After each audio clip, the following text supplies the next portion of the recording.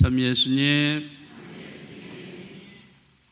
오늘 연중 제17주일이지만은 조부모와 노인의 날로 정해져서 전 세계가 이 날을 봉헌하고 있습니다. 오늘 조부모와 노인의 날을 맞이해서 나이를 먹는다는 것이 무슨 의미가 있는지, 또 조부모의 역할이 무엇인지 생각해 보는 시간이 되었으면 좋겠습니다. 자, 여러분 중에 나는 노인이 아니다 한번 손 들어 보실래요? 딱 한 세 분, 네 분밖에 다섯 분, 여섯 분 좀 계시네요. 나머지는 다 노인이세요? 자, 다 65세 이상이시죠? 와, 정말 그렇게 되시네요. 저도 이번에 며칠 전에 생일을 보내가지고 지공족이 됐습니다. 지하철을 이제부터 공짜로 다닐 수 있는 그런 자격이 생겼습니다. 저도 조금 나이를 먹었다 이제 생각이 드는데, 그런데 우리 신자분들을 이렇게 만나보면은 대부분이 저보다 연세가 많이 드셨어요. 그래서 제가 감히 나이를 먹었다 이렇게 말씀드리기가 참 민망할 정도로 그런 상황에 있습니다. 이만큼 우리 사회가 굉장히 많이 변했다는 것을 알 수가 있습니다. 지금 우리 사회는 벌써 고령 사회로 불려지고 있습니다. 그런데 이 성당에 딱 들어오면은 어떤 사회죠? 똑같은 고령 사회인가요? 더 연세 드신 분이 더 많으세요. 그래서 초고령 사회로 우리 교회 안에서는 살아가고 있습니다. 이렇게 우리 사회가 변화가 되었습니다. 그런데 문제는 우리 생각이 이거를 따라가지 못하고 있다는 거예요. 사회는 여러 가지 모양으로 많이 변했는데 우리 생각은 옛날로 멈춰 있는 이런 모습도 많이 보입니다. 그래서 우리 교회 안에서도 이런 말을 자주 하는 경우가 있어요. 젊은이들로 가득해야 활기찬 교회가 될 것이다. 자, 여러분들 이거 맞는 말일까요? 아닐까요? 정말 맞는 말이에요? 젊은이들로 가득해야만 교회가 활기를 띨 수 있다. 이렇게 됩니까?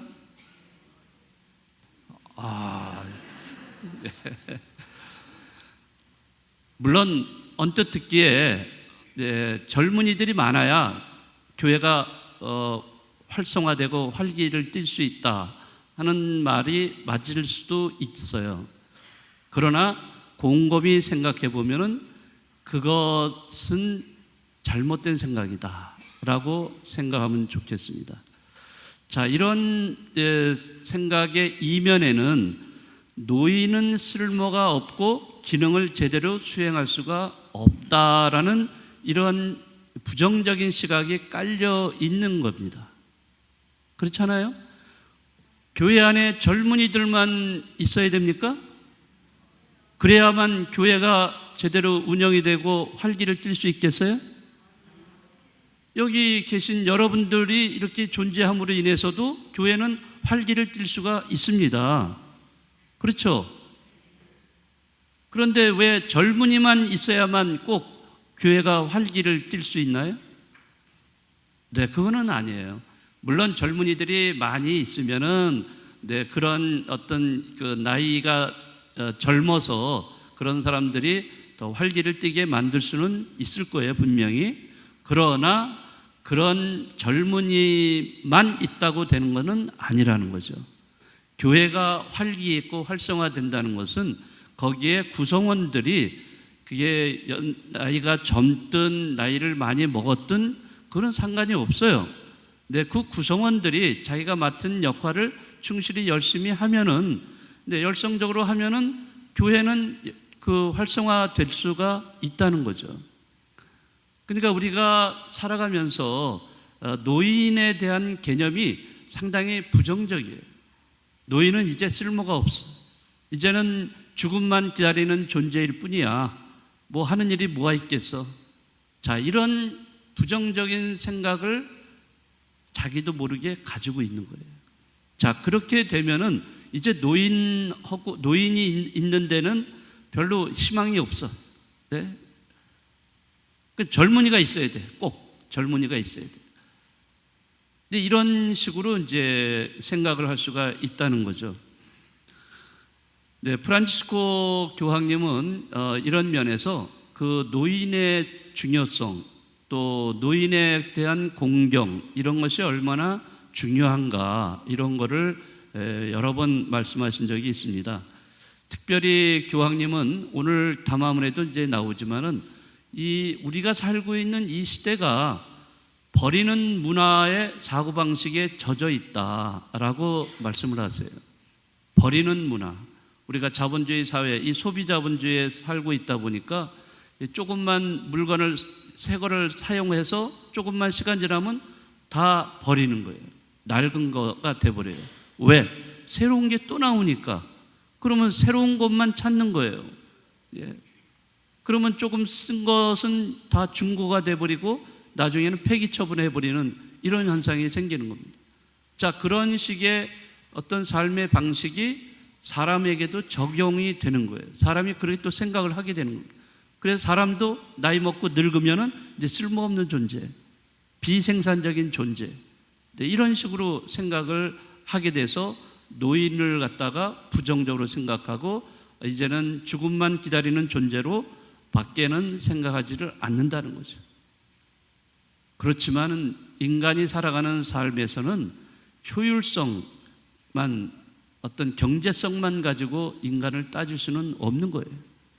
예, 인간적이라는 것은 그런 거를 초월하는 겁니다. 초월해요. 자, 그래서 프란치스코 교황님이 예전에 어렸을 때 그 외할머니한테 들은 이야기를 전해주고 있습니다. 어떤 할아버지에 관한 그 이야기인데 그 이야기를 전해준 내용을 여러분들에게도 제가 좀 소개를 해드리겠습니다. 어느 집안에 할아버지가 계신데요. 그 할아버지가 이제 연세가 많이 드셔서 혼자서 이렇게 식사하시는 게 조금 힘드세요. 그래서 어느 날 식사하는데 그 숲이 담겨 있는 것을 숟가락으로 이렇게 건져서 숲을 먹는데 이 손이 떨리고 이러니까 입에 갖다 대다가 조금 들어가고 나머지는 막 흘리게 되는 거예요. 그 아들이 보니까 너무 보기가 좀 그래서 가족들이 먹는 데에서 아버지 상을 따로 식탁을 마련해서 저기 안 보이는 구석에다가 따로 혼자 드시라고 그러고서 가족들이 먹은 거예요. 자, 그런 다음에 또 그러니까 이제 아들이 이제 이렇게 또 떨어뜨려 놨으니까 이제는 내가 누구 손님을 부르더라도 우리가 그런 거 보지 않고 편안하게 자유롭게 식사할 수 있겠다라고 생각을 했습니다. 자, 그런데 며칠 후에 이 아들이 그 저녁 때 귀가를 했는데 자신의 그 막내 아들이 놀고 있었어요, 방 안에서. 그런데 그 막내 아들이 망치, 못, 나무 조각을 가지고 노는 모습이 눈에 띄었습니다. 그래서 이 아버지는 막내 아들한테 가서 무엇을 만들고 있는가를 물었어요. 너 뭐 하고 있니? 이렇게 물었습니다. 그랬더니 그 막내 아들이 뭐라고 대답했냐면 식탁을 만들고 있어요, 아빠. 식탁은 왜? 식탁을 만들어 두면 아빠가 노인이 되었을 때 거기서 드실 수 있잖아요. 이렇게 대답을 하는 거였어요. 자, 이 대답을 들은 이 아빠가 어떤 생각을 했겠어요? 자기가 그대로 아버지한테 했던 그거를 자기 아들이 그대로 자기한테 하고 있다는 거를 금방 알게 된 거죠. 자, 이래서 교황님은 이러한 예화를 들려주신 다음에 우리에게 요청을 하십니다. 먼저 교회는 노인들을 참아주지 못하고 무관심하고 그들을 경멸하는 이런 사고방식에 동화되지 말라, 이런 말씀을 들려주십니다. 일반 사회처럼 그렇게 노인을 하대하거나 또는 무관심을 하거나 경멸하지 말라 이거죠. 이와 더불어서 우리 모두가 노인을 그 공동체에 살아있는 일부분으로 느끼고 감사를 드려야 된다, 이렇게 강조하고 계십니다. 정말로 교황님의 이 말씀을 들으면서 우리가 어떻게 노인들과 함께 살아야 할지 정말 많이 생각하게 해줍니다. 사실 아까도 이렇게 제가 손을 들라고 말씀드렸지만은 몇몇 분을 빼고서는 다 자신이 노인이라고 생각을 지금 하시는 거예요. 지금 우리가 이렇게 나이 드신, 연세 드신 분들과 함께 신앙생활을 이렇게 하고 있어요. 이제 나도 이제 노인이에요. 이제 시니어라고도 이제 요즘은 부르는데, 이 시니어가 다 돼 있어요. 자, 그런데 시니어라고 내가 이제는 죽을 날만 기다려야 돼? 그러지 않습니다. 이제는 이렇게 연세가 드셨어도 일을 많이 하셔요. 그리고 자기 나름대로 취미 생활도 하고 많이 하고 계시다는 거죠. 자, 그런데 또 노인의 날일 뿐만 아니라 오늘은 프란치스코 교황님이 조부모의 날까지도 같이 함께 했어요. 왜냐? 대부분의 노인들이 조부모로서 살아가고 있기 때문에 그렇습니다. 손주들 다 있으시죠? 손주 보시면은 얼마나 귀엽습니까? 저는 손주는 없는데, 제 사촌, 사촌이 결혼해서 이제 애를 낳았기 때문에 저도 좀 봤는데요. 정말 제가 보기에도 너무 귀엽고, 사랑스럽고, 그런 면에서 이 조부모의 역할을 프란치스코 교황님이 또 강조하고 계십니다. 사실 요즘 조부모가 손주들에게 얼마나 큰 역할을 하고 있는가 하는 점에서 우스갯소리가 있죠. 여러분들 다 아시겠지만 그 아이를 교육시키는데 3가지 환상의 트리플 조합이 있어야 된다, 이런 얘기를 하죠. 여러분이 아시겠지만 할아버지의 재력, 또 엄마의 또 정보력, 또 아빠의 무관심. 근데 요즘은 또 하나 더 추가돼서 외할머니의 체력, 이 4가지가 겸비돼야 아이가 잘 커갈 수가 있다고 하죠. 정말 보면은 손주를 위해서 얼마나 끔찍하게 온 가족이 다 힘을 모아서 그 아이를 키워내려고 노력하고 있어요. 요즘 아이도 잘 안 낳는 시대인데 아이가 이렇게 태어났으니 얼마나 좋아요. 자, 그건 물론 좋은 일입니다. 그 생명을 위해서 생명이 잘 자라나도록 조부모부터 해서 부모들 하여튼 여러 사람이 많은 신경을 쓰고 사랑을 담뿍 준다는 것도 좋지요. 그런데 우리가 신앙인이라면은 신앙인으로서 조부모는 어떻게 해야 될 것인가? 그 아이가 예를 들어서 수능 교육을 받기 위해서 열심히 도와주고 함께하는 거 좋지만은, 그러나 그 아이에게 신앙 교육도 중요하다는 것을 우리는 알아야 된다는 거죠. 근데 이 신앙 교육을 누가 시켜주냐? 물론 가장 중요한 그 역할을 하는 사람이 부모죠. 그런데 요즘 젊은 부모들이 대부분이 냉담이에요. 냉담. 그러니까 이런 냉담을 하고 있는 부모들에게 맡기는 것이 사실은 종교교육, 신앙교육이 될 수가 없습니다. 그럼 누가 해줘야 되느냐? 물론 여러 가지 우리 성당에서도 해줘야 되지만은 조부모의 역할도 굉장히 큽니다. 그래서 조부모들이 신앙의 유산을 손자, 손녀들에게 이렇게 건네 주어야 한다는 것, 이런 거를 아셔야 됩니다. 조부모가 가정에서 신앙의 모범을 보이는 방법이 여러 가지가 있어요.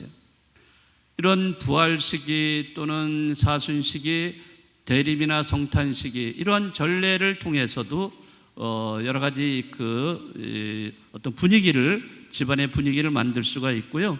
또 전례에 관련된 의식들을 집안에서 아이들과 함께 해보시는 것도 좋은 방법이라고 할 수 있겠습니다. 또 식사하기 전후에 기도하잖아요. 기도하시죠? 네, 그럴 때 이거 기도해 보세요. 그러면 아이는 이 모습을 보면서 아이들은 다 얼마나 잘 따라하는지 몰라요. 물을 마시는 것까지도 다 따라할 정도로 아이들은 잘 따라합니다. 그 식사 전후 기도를 그렇게 꼬박꼬박 할 때 아이들도 따라서 하게 됐죠. 주님의 기도도 마찬가지고 또 성경을 읽는 모습을 보여줘 보세요. 그럼 성경을 그 애 앞에서 읽어주면은 아이가 귀담아 듣기도 하고 자기도 성경을 읽으려고 그러고, 늘 가족이 함께 모여서 기도를 한다면은 그 안에 같이 함께 그 아이도 기도하려고 할 것입니다. 자, 이렇게 아이들이라든지 청소년들은 보고 배우면서 자연스럽게 따라하기 마련입니다. 자, 그런 가운데에서 신앙이 저절로 이 아이들에게 전수된다는 것을 알 수가 있어요. 그런데 조부모가 신자이면서도 불구하고 전혀 그런 건 내색도 안 하고 그냥 내 새끼 하면서 좋은 것만 먹이려고 그러고 좋은 것만 보여주려고 그러고, 이런 신앙에 관련돼서는 전혀 아니올시다. 성당에 와서는 미사는 잘 드려요. 네? 그런데 집에 가서는 아이들 키우는데 손자, 손녀들, 손주들에게는 아무것도 그런 신앙의 어떤 표시를 전혀 안 내시는 그런 분들도 꽤 계시다는 거죠. 그러니까 우리가 정말 신앙인으로 살아간다면은 우선 이 신앙이 아이들한테 전수가 돼야 되는데, 요즘 이 조부모들의 역할이 굉장히 크다는 것을 알 수가 있는 거죠. 그래서 프란치스코 교황님은 노인의 날뿐만 아니라 동시에 조부모의 날이라는 것을 정해서 그 아이들한테 신앙을 실천하고 또 신앙을 전수할 수 있도록 이렇게 권유를 하고 계십니다. 그래서 오늘 이 날을 여러분들이 잘 그 의미를 새기시면서 모든 노인들과 조부모 여러분들에게 하느님의 은총이 늘 함께 하시기를 기도드리겠고요. 또 여러분들도 또 하느님의 이러한 사랑을 담뿍 우리 아이들에게 전해주시면 고맙겠습니다.